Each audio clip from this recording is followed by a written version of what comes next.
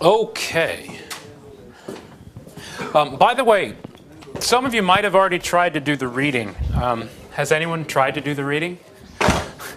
I noticed some of the words were cut off the top of the page, I think, for this week. My apologies. I didn't realize they must have screwed up the original or something.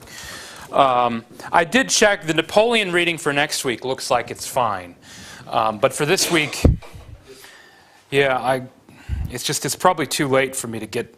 I could go get the book again. I could try to get this done by Friday. But listen, if you have any questions, just please bring them Friday. If I can find the book, because I think it was from the library, but I'm not sure they have a copy. If I can find the book by Friday, I'll let you know, and I'll try to leave another copy of it. But my apologies, I didn't realize it was cut off the top. If anything is unclear from the reading, please come to class on Friday. So we'll get to that page in a moment here. Yeah, where we left off, the king had opened this kind of essay contest, essentially in the Constitution of France, more or less. A lot of people wrote in with suggestions, published pamphlets, and so on.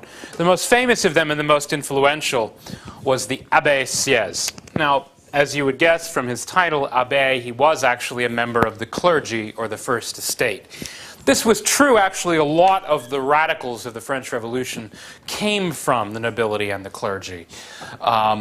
This has always been true, I think, in revolutionary upheavals, in part because, as you would expect, I mean, to be really radical, you have to be educated or at least literate. You probably have to read. And a lot of the people who tend to read and be interested in ideas and public affairs were, of course, in the First and Second Estate, like the Abbé Sieyès.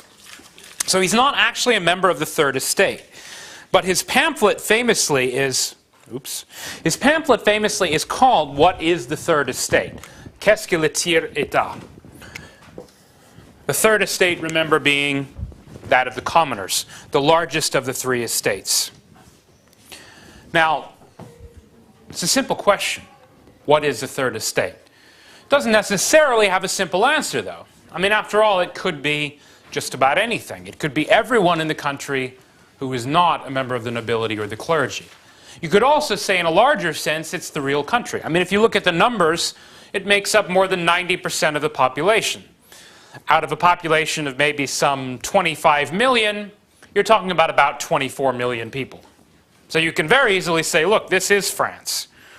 These other estates, the first and second, they have this prestige, but they don't represent much. And that's what Sieyès basically said. I mean, in rhetoric, pamphlets and public relations often come down to rhetoric and the turning of a phrase. And his phrase was essentially, what is the Third Estate until now? And he said, it is nothing. But what is the Third Estate in reality? It is everything. That was his phrase. So basically he said, look, we should let the Third Estate run the country. We should not really even listen to the first two estates. That's not literally what he said, but that's what he implied. Now, interestingly, this becomes a very powerful idea. Like a lot of ideas, it kind of takes on a life of its own. Everyone doesn't just suddenly decide that the Third Estate will be France, but the idea begins percolating around in people's head.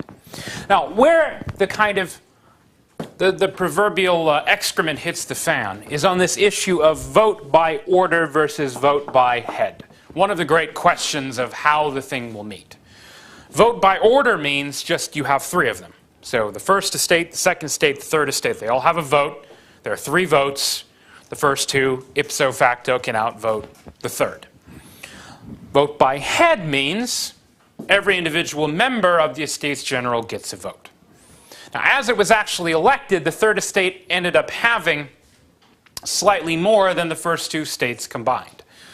And then there were defections, people like Sieyès who came from the First Estate but who ended up voting with the Third Estate. So in the end, the king decides on vote by head, which is almost like signaling that the Third Estate is going to run things. That said, the thing still does convene more or less normally, with all three estates meeting on the 5th of May, 1789. It was convening, though, in very dramatic circumstances. I talked about all of these weather portents. It wasn't just a bad harvest, but it was one of those frigid, cold winters. There are all these echoes if you look at like histories of the Russian Revolution, what happens in Petrograd right before that. You know, this really cold winter, and then suddenly it gets warm. That's what happened in Petrograd. In Paris, it was so cold, the Seine, the river through the middle of the city, actually froze over. You know, you could like walk across it. So by the time spring rolls around, you know, everyone has been freezing their buns off all winter. You know, food prices are shooting through the roof. So there are rumors swirling around about all kinds of things. You know, this is going to happen, this isn't going to happen. The people are going to rule, the people aren't going to rule. The king is going to let us rule, the king isn't going to let us rule. You have ample ground for speculation, percolation, and all kinds of intrigue and planning and conspiracies. Rumors are swirling through the air about this and that. No one really knows what's going to happen after all. This thing that is meeting hasn't met in 175 years. And a lot of people think the king is maybe going to change his mind. That maybe he's going to decide that parliament and popular government are not what he really wanted. So there are all kinds of rumors and counter-rumors going around. So first they meet, they decide on vote by head. This is partly they voted themselves, but the king has to make clear what his own view is. So they decide on vote by head, which means the third estate kind of gets a leg up. They don't control the thing yet, but they now have more or less a majority on most key questions. So you might think then that they will use this majority to push through, let's say, a new tax program. Now let's say they had done that. That probably would have been a good thing. But you remember how I talked about how revolutions in the modern era tend to spiral out of control very quickly? It turned out that most of the deputies were not interested in mundane things like public finance. It's this thing you have to keep in your mind, because when you hear about the French Revolution and all these slogans like liberté, égalité, fraternité, you'll hear about all these terms, you'll hear about brotherhood, you'll hear about radical ideas and radical notions, and a lot of that was all true. But the thing which caused the crisis, remember, was public finance. The problem doesn't go away. Part of the reason it doesn't go away is because the people elected to deal with the problem don't actually deal with it. They prefer to talk about other things. They prefer to talk about the constitution of the realm and whether the third estate, as Sieyès said, really is everyone. And so while they are talking about some practical concerns, they spend their energy essentially planning, you might say, a political coup of sorts. It happened in two stages. First, the third estate simply declared, look, we are no longer the third estate of the Estates General. We are the National Assembly of France. There was no precedent for this thing. I mean, in a way, they invented it out of thin air. It was like they took it from this guy's pamphlet.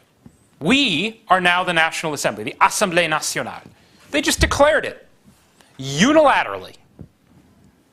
Declared a fait accompli. France was now presumably a constitutional monarchy, parliamentary democracy with a monarch that now had a national assembly. They just declared this.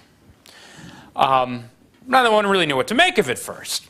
People in the first and the second estates, a lot of them, they saw which way the wind was blowing, and so they decided to get with the program, and they joined in too. Some of them didn't join in. Some of them left France.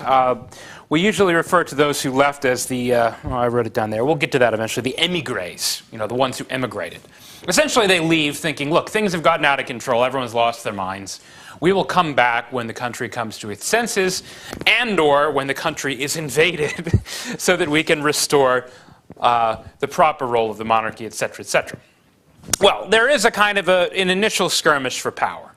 The king and his advisors, and particularly the French army, they begin, at least kind of talking about whether they might have to go and depose this parliament by force. There are rumors in the air, and no one knows exactly who was responsible for the decision. But when they got to the meeting hall, the assembly room where they had been meeting the Estates General, which is also in Versailles, on the 20th of June, they found the doors locked. So that these people who've declared themselves a National Assembly don't have a key to the door, which is kind of a problem. And so famously they go nearby to this, kind of aristocratic tennis court. I mean, it was a slightly different version than the modern version of the game tennis that we play. And they all got together, and there's a famous painting of it by David, and they all, said by acclamation, we will not disband until France has a constitution. This is what is called the tennis court oath of the new self-declared National Assembly. Well, you have for a time almost like a kind of dual power structure. It's what the Russians called Dvayevlastia in 1917. The king is still there. The army still owes its loyalty to the king. The States General has kind of ceased to exist now. You now have this thing called the National Assembly, which declares that it's sovereign over France. But on the other hand, it doesn't even have the keys to its own assembly chamber. But then you also have another factor which begins to play in here, which emerges at about the same time. And this factor, sometimes it's you use this term journée, which just literally means day, but it means a certain type of day. Like a heroic day when the masses go out in the streets and start to affect things. Now, the first and greatest of the journées was, of course, Bastille Day, which happens on the 14th of July. Now, the genesis of this story in itself is a little confusing, like a lot of this stuff is. Again, there were rumors. No one knows the real truth. The king had supposedly assembled troops, near Versailles, near Paris. So there were rumors that the king was going to depose the National Assembly, maybe impose martial law in Paris, essentially kind of go back to the old regime, reaction, etc., etc. No one knows really what the king was intending. The king might not himself know what he was intending, but the rumor got around, and so the mob decided essentially that they needed weapons, and they were somewhat misinformed. They thought they could find those weapons in the Bastille, which was a prison. Now, there were some weapons there, and they also thought it was a great symbol of royal authority, of despotism, where there were all of these political prisoners. As it turned out, there were only 7 prisoners, and I think like a couple of them were check forgers, and the rest, a couple were just mentally ill, sort of like mentally ill patients or something. Anyway, it was not really what they thought. It is true the Marquis de Sade, the Marquis de Sade, he was once in prison in the Bastille. It was a symbol. Not much more. They killed the governor of the Bastille, and they start this whole process where, they put people's heads up on pikes, waving around the heads of their hated enemies, the oppressors of the people. And they kind of, sort of then take over Paris in a way. The mob, that is, basically. Now, the few things about this that are important, the reason it's still remembered, and it's celebrated, of course, in France, is their national holiday. I mean, something like their Independence Day. I personally don't know if I would celebrate this as my national holiday. It was basically a riot. But basically it marked the moment at which the people, at least as declared by the mob and whoever spoke for them, took control of the capital from the king. The king would never really again have any control over Paris. There were other things going on. They formed this thing called the National Guard, which was meant to kind of defend the people of Paris from the king and his troops in case they tried to occupy the city. The National Guard, it wasn't a mob, it also wasn't an army. It was somewhere in between. It was like a popular militia, you might call it. Theoretically elected and accountable to the people, although in practice it was mostly controlled by, again, that nebulous class we usually refer to as the bourgeoisie. That is to say, people with property. People who were kind of on the side of this whole new National Assembly thing, but on the other hand, they had property, and so they didn't want the mob rampaging out of control. So for them, it's partly that they want protection from the king, maybe, but it's also that they want law and order. They don't want the mob to take over Paris and go around looting and rioting. So it represents something like the merging of popular mob energy with the bourgeois spirit of the people who are trying to control the revolution. But meanwhile, the National Guard now essentially declares that, we will control Paris, and then eventually they fan out and they form units in all the major cities. And they declare now that, they swear their own loyalty to the National Assembly, as opposed to the king. Now, the king kind of goes along with all of this. I mean, it's a bit confusing. The king doesn't like most of this. The king is not happy about most of it, but the king is not about to, remember, he's just not a very strong character. He's not someone who is going to go and impose law and order on Paris. I mean, he might have. That's one of the great what-ifs of the French Revolution. If the king had responded to Bastille Day, or preempted it several days before by sending troops into Paris to restore order, maybe things would have turned out differently. But as it is, the king essentially loses control. I mean, after Bastille Day, he's no longer really sovereign. The National Assembly has more or less declared at least political sovereignty. The National Guard now is controlling law and order. The king still kind of sort of has the loyalty of the army, but even that is wavering. So things start really spiraling out of control now. Against the backdrop of all of this, we have this phenomenon, I think I wrote it up here, it's usually called the Grande Peur, or the Great Fear. This is what is happening while all the political drama is happening in Versailles and Paris. Out in the countryside, again, the rumors there are even crazier. I mean, you know what happens to rumors, particularly among illiterate people. You know, like it passes from one mouth to another, and by the time it gets to the 1000th mouth, it's very different. And so now the rumors are, yeah, the king is going to destroy the people, but then maybe there are these criminals, and maybe there are these kind of like brigands who are going to rob us and steal us, and we, the peasants who were oppressed, want to basically kind of like settle accounts with the nobles, but the nobles, they're arming these other people, and they're going to kill us, and blah, blah, blah, blah, blah. All these crazy rumors start flying around, and inevitably it leads to kind of a certain type of popular violence. Some of it is attacks on manor estates. Sometimes the peasants go looking for what they call evidence of, I think I wrote it here, mortmain. This, I think I talked about the first week as one of these things which distinguished European feudalism from the Ottoman variety, the Timar system, that everything was hereditary. That is, that a nobleman could claim for generations, he and his descendants could claim a certain right on, revenue or the labor of peasants. Now, serfdom as such no longer really existed, but there were still certain dues that peasants sometimes had to pay to noblemen. Now, oddly enough, the highest-ranking noblemen didn't care about this stuff because they were rich enough they didn't worry about it. It was more like the petty lower nobles who would insist that, this peasant owes me this annual sort of like tax or share of his good because of some document from 700 years ago or something like that. And so anyway, the peasants go looking for these documents. They go inside the manor houses, they tear apart the place, they look for the files, they start burning this stuff. And all of this is happening spontaneously. Nobody's organizing it.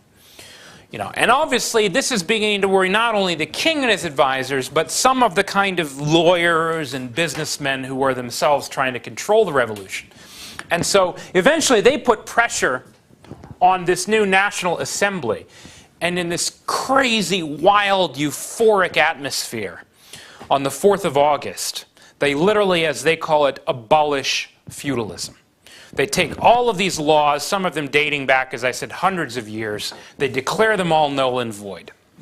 Now, there are a lot of political implications to this. This is one of the most radical and important things about the French Revolution. The notion of equality before the law. That is, that the law will treat all citizens equally. Now, they don't take it all the way that far yet. Confusingly, they have this thing they call active citizenship and passive citizenship. People who own property and pay taxes, they get to vote and run for office. Other people have the rights of citizens, but not the same privileges. But they want to get rid of that whole three-estate thing. They want to get rid of this notion that the clergy have a separate legal status, that nobles have a separate legal status, that there are any kind of personal or corporal obligations, like in the labor tax, that the poor have to the rich. They do the equivalent of what the peasants are doing. The peasants are burning all this stuff. In the parliament, they just kind of declare it all null and void. They abolish feudalism. They get rid of all of the elements of mortmain, all of these old traditions of the hereditary aristocracy, inherited privileges, and so on and so forth. Exemptions from taxes. They get rid of all of it.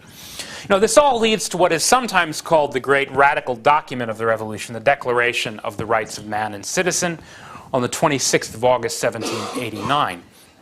Now, it's kind of what it sounds. Notion of equality before the law, everyone has rights. But the language is a little different than, let's say, the American Constitution or Bill of Rights. This is something that particularly American historians have looked very closely into. that their notion of rights are rights held against the government. That is, in the American Bill of Rights, it's all your own right, essentially to be protected from government interference. That is, you have famously the right to bear arms, although there's some controversy about it, the right that the government cannot illegally search you on the street or seize your property. There are other rights regarding legal rights. You cannot be tried for a crime, that did not exist at the time the crime was committed. All these kinds of rights against the government. The French rights, they're a little more abstract than that. They're kind of like, we all have these theoretical natural rights, except the government also has certain rights. It gets very kind of slippery. They start talking about this notion of the volonté générale, Rousseau's notion, that is. And here's where the notion of individual rights kind of runs up against collectivism. That is, you have to read the text very closely. If you just read the summary of it, yes, everyone has rights, Declaration of Rights of Man and Citizen. But there's all this talk about stuff like the general will is manifested in, the legislature, or at the very least, the people's institutions. This notion of popular sovereignty. It's very, very political. And it can be interpreted in different ways. And rapidly is interpreted in different ways. I mean, it was meant to douse the fires of radicalism. It was meant, again, by the same people organizing the National Guard, the lawyers, the businessmen, the merchants. They like this idea of a new constitution, but they don't want peasants going around burning things up. They don't want the urban mob to kind of run riot. They're sort of playing with fire, you might say. So they think that this document is going to be like their testament, saying, look, we're promising you equal rights, although in reality they're actually writing up a constitution so that, again, the rich have more rights than the poor. They're trying to, again, keep things under control. They're playing with fire. But they themselves lose control. Now, a couple of events. The most interesting and dramatic in the rest of the year 1789, I'm not going to talk about the suspensive royal veto. Some historians think it's important, some don't. The king has a role. He's supposed to be a constitutional monarch who theoretically can veto legislation from the assembly. But they don't want his veto to be authoritative. It's confusing, but basically they're trying to have it all ways. They want to have a king, they want to have a parliament, they want to have natural rights for the people, but they also want to make sure that they can still control things, write the laws themselves. They're starting to lose control. Okay, so the most dramatic event, what we sometimes call the October Days, as I wrote there. The October Days.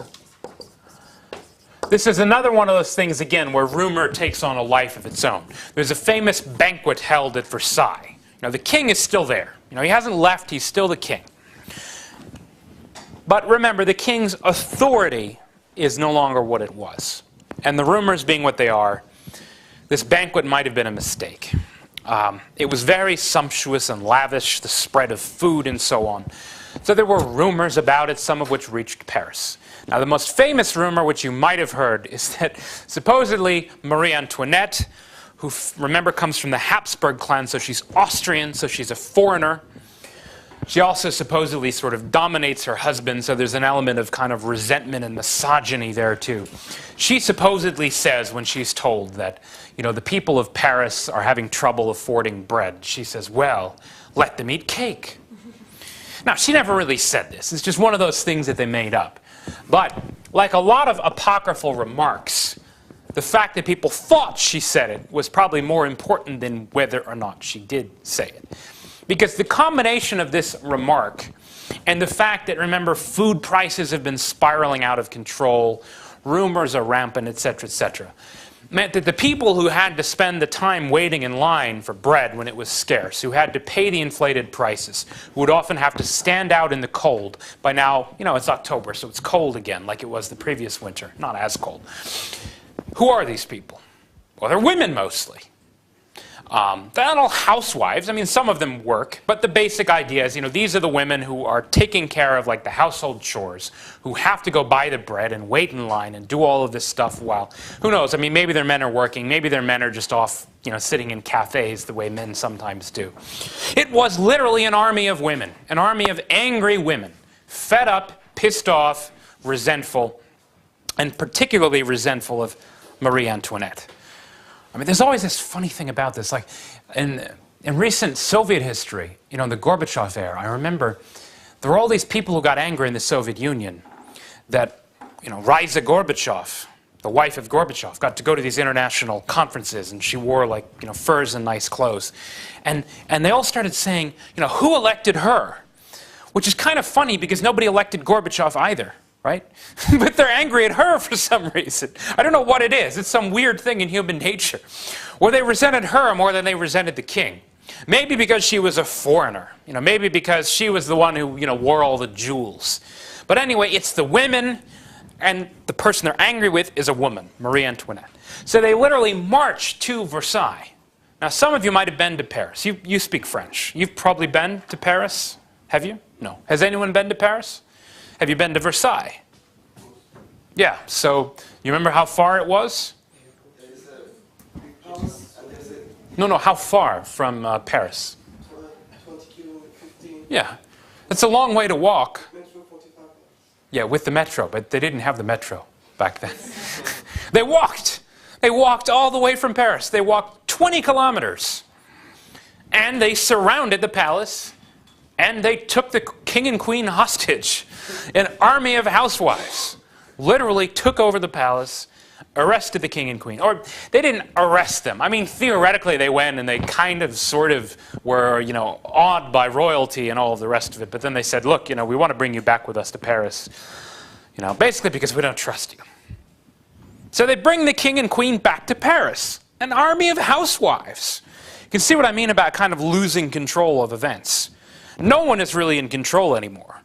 I mean, the elites who were behind this National Assembly idea, many of them themselves from the aristocracy or the clergy, you know, they're sort of, again, they're exploiting the popular mood, but they're also now beginning to worry about the popular mood. And so on the one hand, again, you have this new sort of mob authority, the notion of the journée. This is when some event will happen, the people take to the streets. A journée, again, meaning literally a day, but it's like a heroic day, you know, a day when the mob gets involved in politics. The first was Bastille Day. You could say the 5th of October when the housewives go to Versailles. That's the next. There are many more to come.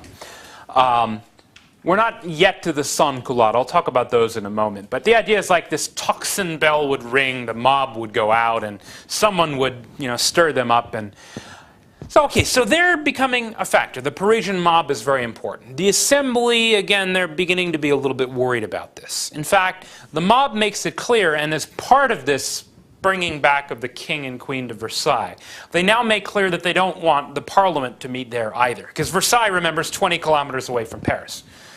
So the assembly begins meeting in Paris too, which means that from now until, well, basically when Napoleon starts taking over, every public authority, every assembly, and there are a lot of them, they keep changing their names, is essentially kind of under watch. That is, they're being watched and observed by the mob of Paris. It's like a major factor in politics.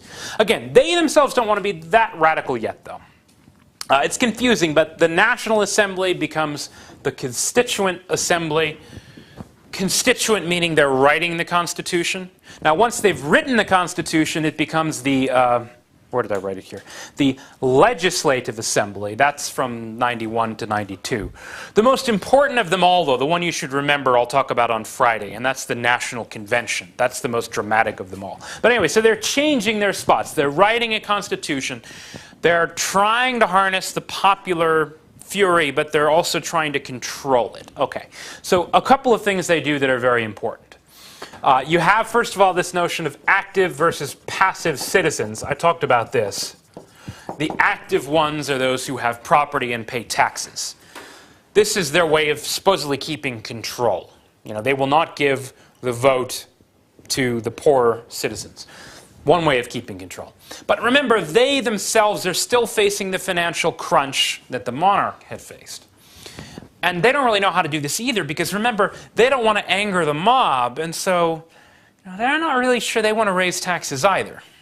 Yes, they will now tax everyone equally, but on the other hand, to really get finances under control, they would have to raise taxes for everyone, and they don't want to do that, because everyone's afraid of the mob now. So what they come up with instead is a very clever, oh, not that one, it's up here, a very clever sort of a coup, a financial political coup, not unlike what Henry VIII had done in England, saying, we'll be Protestant now, we'll take over all of the Catholic property. They do it in a slightly more subtle way. What they say is, look, we're not just going to steal all of the church lands and monasteries and abbeys and convents. What we'll do is we will declare the church lands and property to be national goods, bien national, kind of like national property. And then we will issue new bonds. They're kind of bonds based on the value. They call these assignats. And we will raise money in this way. But you see, these bonds, which we will use in part to raise funds just for ordinary expenditures to pay off debts and so on, they will now be backed by something. They're not just backed by our promise to pay them back. They are literally backed by the church property. It sounds very sound, and it might have worked well, but there were a couple problems with the way they did it. Now, it's complicated because theoretically they're issuing these bonds on all of the church property, but then they also took individual things and sold those for cash. So theoretically, then they should have reduced the number of assignats in circulation, which they didn't do. And so inevitably, the value of these things starts to plunge. You get inflation. Just like with the government bonds, people are buying and selling them as if they're real currency, and their value starts to drop. But as a political move, though, it was very clever. Because again, you're focusing the resentment of sort of the mob and the poor against the rich church. Then they also decide to take it a step further, and they issue something they call the Civil Constitution of the Clergy. What this basically means, you remember that the clergy of the Catholic Church, I think I talked about several weeks ago, the Canossa incident. This is when the Saxon king had gone and bowed down before the Pope. The issue then, if you remember, was who would appoint bishops. The Pope and Rome appoint bishops, and that's where you got this kind of separation of church and state, even before the Protestant version, which was more radical. What the French revolutionaries do is very radical in and of itself. They now say that members of the clergy are no longer supposed to be taking their orders from Rome. They must swear allegiance to the new Constitution of France. So it's like a political, what we call a litmus test or a loyalty test. And any member of the clergy of whatever rank who refuses this will be called refractory. That is, they will be essentially sort of, not exactly excommunicated in the way the Pope would do it, but they are now told that they no longer have their offices. Their salaries will now be paid by the state. So that, in essence, the employment of these people is also now a national matter. So this is the way of asserting control over the church. Partly, again, for financial reasons, partly for political reasons. Now, they're doing other things too, some of which are very sensible, at least in theory. They're changing the administrative nature of France. They go from these kind of large, unwieldy provinces or provinces to départements, which are supposed to have proper geographic boundaries, and there are like 83 of them. They're writing the constitution that I talked about. They're starting to talk about these long-term plans, again, for the economy, for finance, equality before the law, and all of this. All of this stuff, again, it seems sensible, a lot of it. It's not too radical. They're trying to keep things from getting too radical. But there are a couple of factors working against them. That is, the legislators, who were trying to draw up a constitution. Now, the biggest of these factors is the whole problem of the king. Now, as you can imagine, the king was not terribly happy about being taken hostage by a mob of angry housewives. Nor that his wife, Marie Antoinette, whatever the nature of their life in the bedchamber, she is now not only hated and resented and denounced by everyone, but I mean, it's nasty stuff. They all call her like the Austrian bitch hound and all of this stuff. The popular press says horrible things about the queen. They say things which are not that much less horrible about the king. And they are now kind of hostages.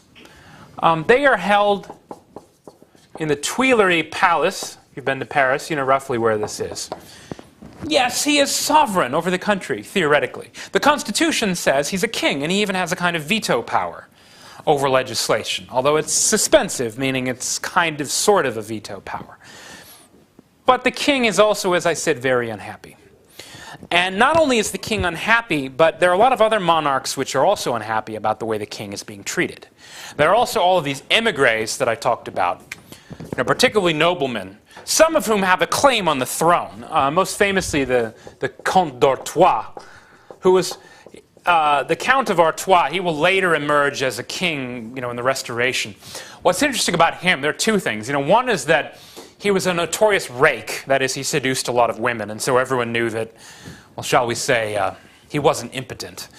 And the other is that he was a hardcore reactionary, a true absolutist. He had a kind of claim. He was part of the Bourbon family, but he wasn't in the direct line of succession. But a lot of people say if he had been the king, then things would have turned out very differently. Well, he was one of the first to emigrate. And so he kind of leads the conspiracies of the various émigrés. They go to these various courts in what we now call Germany, or what was then still called the Holy Roman Empire. They hook up then with the various notables in places like Prussia and Austria. They start talking to both the king in Prussia and Austria. They start talking about how things have gotten out of control and we must do something. Now, theoretically, they're not saying Louis XVI has done anything wrong. They're saying he's like a hostage, right? They're saying, look, he's a hostage. And so, we need to get messages to him. We need to get him out of France so that we can do something to restore the proper authority of monarchy. Because after all, as we all know, the precedent of revolution, the precedent that they set, the kind of waves which flow out from them can ultimately affect other states, states as far away as the Ottoman Empire. We'll talk more about the foreign effects of the French Revolution next week. But for now, the point is that the king himself started to entertain similar ideas. He almost certainly had various avenues of communication with the émigrés and the courts outside France. He must have, because the king actually tried to leave. This is the event we usually refer to as the flight to Varennes, which is kind of a misnomer because he wasn't trying to go to Varennes, which is still in France. He was trying to leave France. Varennes is where he was caught. And yet another of his kind of endless blunders of stupidity. He didn't stay in the royal carriage. I don't remember why he left. I mean, maybe he just wanted to stretch his legs or get some fresh air or something. But when they got to Varennes, he got out, he kind of strolled around a little bit.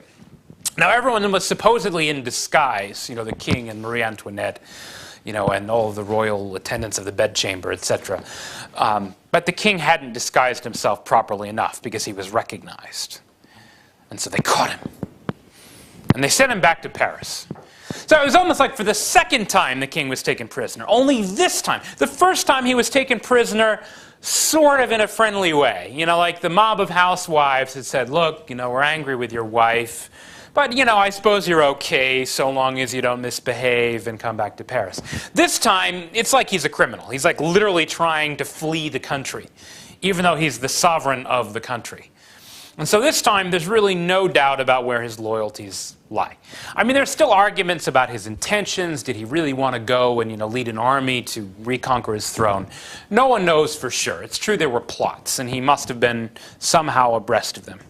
But the fact is, from this moment forward, this is in June of 1791, there's kind of like an undeclared civil war between the royal house and the revolutionaries.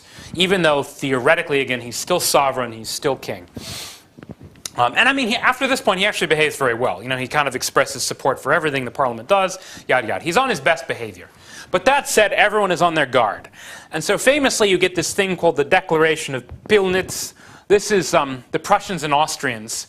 More or less, they're just declaring that they're worried about the king. They're worried about the fate of the king. Anything that happens to the French king, after all, could set a precedent for other kings. People might get ideas. You could get seditions spreading around Europe.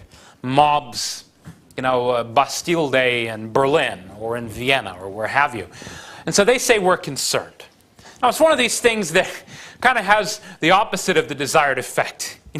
They want the revolutionaries to behave and to start properly obeying the king, whereas instead, of course, the revolutionaries just get angrier and angrier. The Declaration of Pillnitz serves as a kind of pretext for the new assembly. This is after they pass the Constitution, and so it's called the Legislative Assembly. And they now declare war on Austria. This is in April 1792. Now, there are a couple things going on behind the scenes. One is, okay, they may have a pretext, right? Prussia and Austria have kind of declared that they sort of want to intervene, or at the very least, they've kind of subtly threatened the revolutionaries. You also have the emergence of what are usually called political clubs. The most important of them was the Jacobins. Something of a misnomer. That's not what they called themselves, but that's what eventually people called them. It's a little confusing. They're not a political party exactly. They're sort of like, again, they're like a club of like-minded people who get together to talk about politics. But they do become something like a faction. There's a sub-branch of them called the Girondins. This is just the part of France that they're from. And confusingly, the Girondins are supposedly the more moderate of the Jacobins. They're the ones who, in the National Convention, we'll talk about that on Friday, are so-called on the right. This is actually where we get our language of left and right from. But at this point, they're still kind of radical. Everything keeps going further and further left. So even though pretty soon they're going to be on the right now they're on the left. And the reason they're on the left is because they have these kind of romantic ideas about spreading the revolution beyond France's borders. Expansionary war, basically. They don't put it that way, but that's pretty much what they're saying. We need to spread the revolution outside France, because otherwise the revolution will die because the monarchs will team up against this. It's like preemptive war, sort of. So they declare war on Austria first. Now it's important to remember that, because revolutionary propaganda, even to this day, tends to kind of underemphasize this fact. The fact that France declared war, not Austria, not Prussia. It was the French who declared war. And there were dissenting voices. Oddly enough, among them was Robespierre. Robespierre, who is, of course, known as the most famous of the kind of Rousseau radicals, he actually did not support the motion to declare war on Austria. He had a very interesting phrase. He said, "No one likes armed missionaries." Now, that is people who are trying to convert other people, right? Whether you're trying to convert them to Christianity or to Islam, or in this case, to a new kind of politics. We're saying, well, we're freeing you, we're going to break your chains so you'll be free of the chains of feudalism. Well, yeah, but that also means that the French army is going to occupy you and, take your livestock and maybe burn down your farms and so on. This is, of course, eventually what the French do. And Napoleon turns out to be very good at it. So the whole thing begins, with a kind of idealistic notion of protecting the revolution. That's at least the way the Girondins see it. So they declare war on Austria. And here's where you get this kind of one-upping effect. Remember, first, Austria and Prussia have declared an interest in the fate of the king. Then, the Assembly declares war on them. And so then what you get in response is a declaration usually called the Duke of Brunswick's Manifesto, which runs something like this. Towards the end of your reading for this week, if you have seen it, it's on page 112. The threat is, and I quote, "If the Tuileries Palace," that is where the king and queen are now held hostage, "is attacked by deed or word, if the slightest outrage or violence is perpetrated against the royal family, and if immediate measures are not taken for their safety, maintenance, and liberty, then the city of Paris will witness, quote, a model vengeance never to be forgotten, and the persons responsible for the disorders against the king and queen will be handed over to the tortures which they have so richly deserved." That's quite a colorful threat. Basically, keep your hands off the king and queen. So anyone want to guess what the mob of Paris does next? They put their hands on the king and queen. Well, I think that's a pretty good place to stop, because I think we're more or less at the end of the hour. But we will pick up then on Friday with what I call the Second French Revolution, beginning, that is, with the mob truly taking over in 1792.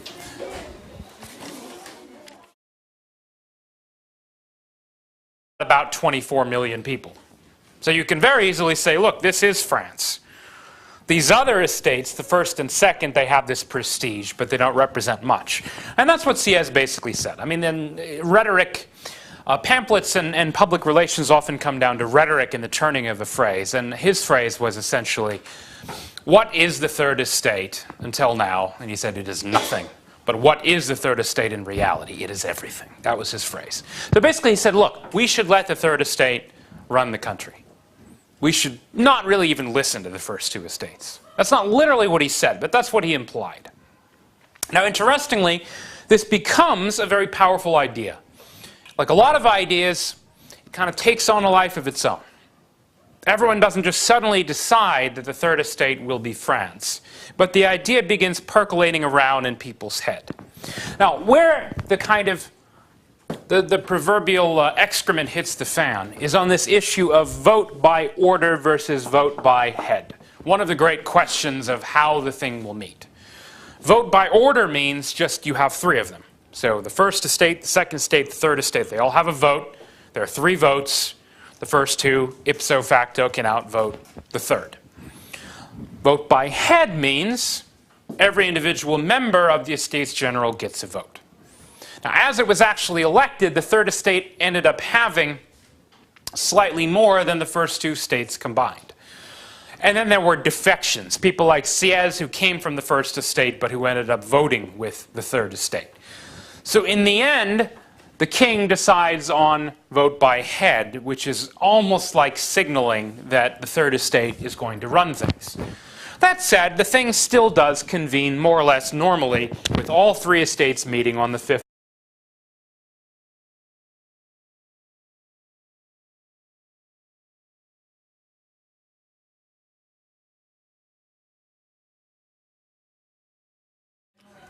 Okay.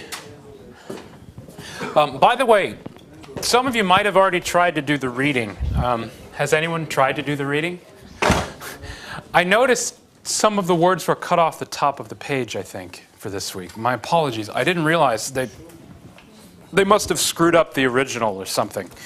I did check. The Napoleon reading for next week looks like it's fine. But for this week, yeah, it's probably too late for me to get. I could go get the book again. I could try to get this done by Friday. But listen, if you have any questions, just please bring them Friday. If I can find the book, because I think it was from the library, but I'm not sure they have a copy. Educated or at least literate, you probably have to read. And a lot of the people who tend to read and be interested in ideas and public affairs were, of course, in the first and second estate, like the Abbé Sieyès. So he's not actually a member of the third estate. But his pamphlet famously is, his pamphlet famously is called What is the Third Estate? Qu'est-ce que le tiers état? The third estate, remember, being that of the commoners, the largest of the three estates. Now, it's a simple question. What is the third estate? It doesn't necessarily have a simple answer, though. I mean, after all, it could be just about anything. It could be everyone in the country who is not a member of the nobility or the clergy. You could also say, in a larger sense, it's the real country. I mean, if you look at the numbers, it makes up more than 90% of the population. Out of a population of maybe some 25 million, you're talking about, if I can find the book by Friday, I'll let you know, and I'll try to leave another copy of it. But my apologies, I didn't realize it was cut off the top. If anything is unclear from the reading, please come to class on Friday. So we'll get to that page in a moment here.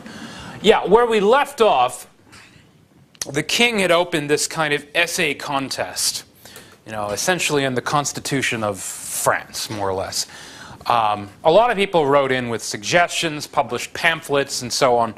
The most famous of them and the most influential was the Abbé Sieyès. Now, as you would guess from his title, Abbé, he was actually a member of the clergy or the first estate. This was true, actually. A lot of the radicals of the French Revolution came from the nobility and the clergy. This has always been true, I think, in revolutionary upheavals, in part because, as you would expect, I mean, to be really radical, you have to be